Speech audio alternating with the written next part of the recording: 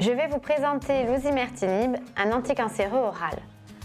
L'osimertinib est une thérapie ciblée qui agit en inhibant l'activité tyrosine kinase liée au récepteur de facteur de croissance épidermoïde appelé EGFR. La mutation de l'EGFR entraîne une hyperactivation de ce récepteur à l'origine des cellules cancéreuses. L'osimertinib cible spécifiquement la mutation T790M de l'EGFR. L'osimertinib, commercialisé sous le nom de Tagrisso, se présente sous la forme de comprimés de 80 et 40 mg.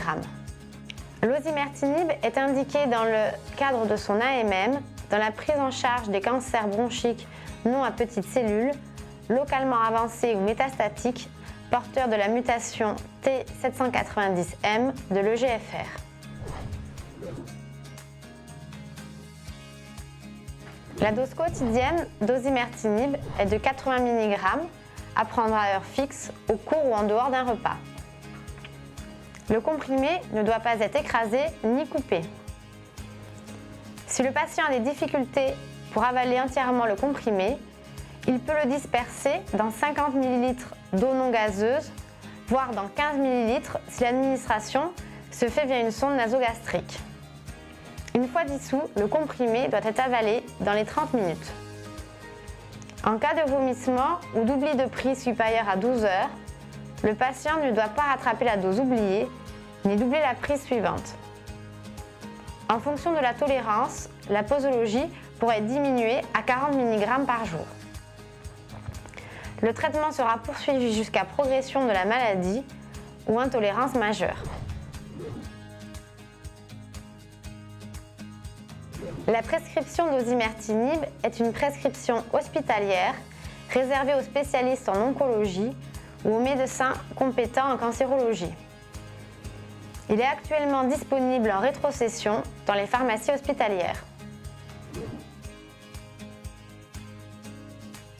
La tolérance à l'osimertinib est marquée par des troubles digestifs, surtout des diarrhées.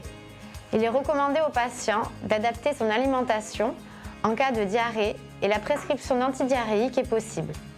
Toutefois, attention à l'utilisation des pansements digestifs pouvant diminuer l'absorption digestive de l'osimertinib s'ils ne sont pas administrés à distance. Il faut aussi surveiller les signes de déshydratation. En prévention de l'apparition de stomatite, des bains de bouche sans alcool peuvent être utilisés. Il est aussi important de rappeler aux patients l'intérêt d'une bonne hygiène bucco-dentaire. Si la stomatite est installée, des bains de bouche avec antifongiques et des topiques anesthésiants peuvent être prescrits. Les toxicités cutanées sont très fréquentes avec les thérapies ciblées inhibant le GFR. Elles peuvent se manifester sous la forme de rash, de prurite, d'eczéma, de sécheresse cutanée et d'inflammation autour des ongles.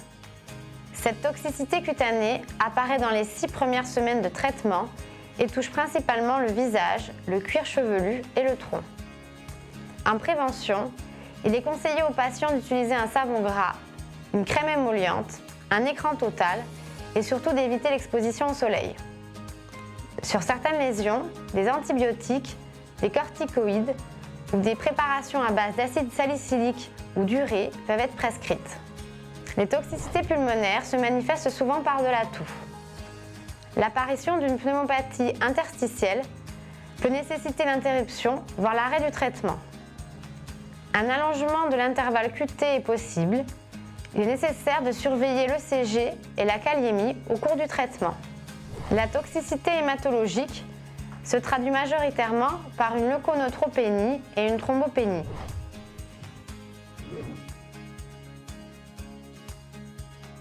Aucune adaptation posologique n'est recommandée chez les patients insuffisants rénaux et hépatiques ni chez les personnes âgées. Une surveillance biologique est indispensable au cours du traitement, ionogramme, numération de la formule sanguine et fonction hépatique. Tous les patients traités par osimertinib ainsi que leurs partenaires doivent avoir une contraception efficace et ce, jusqu'à 2 mois après l'arrêt du traitement. L'allaitement est contre-indiqué.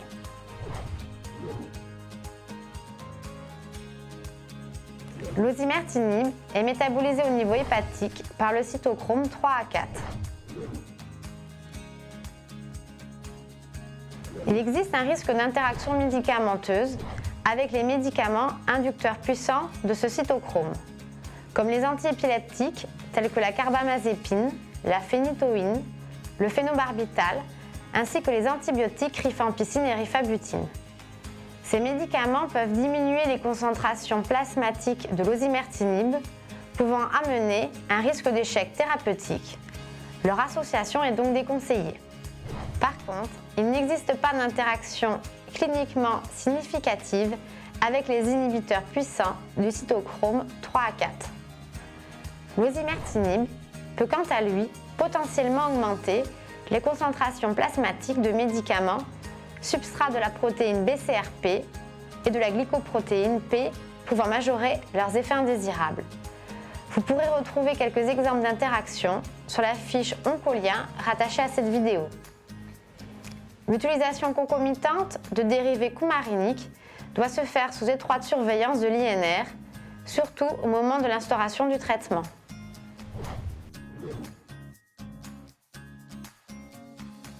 Il existe aussi des interactions avec la phytothérapie et il est préférable d'éviter de consommer certains aliments au cours du traitement par osimertinib. C'est le cas du jus d'orange amer, communément appelé orange de Séville, du jus de pamplemousse, du millepertuis, de la sauge, l'échinacée et le ginseng asiatique.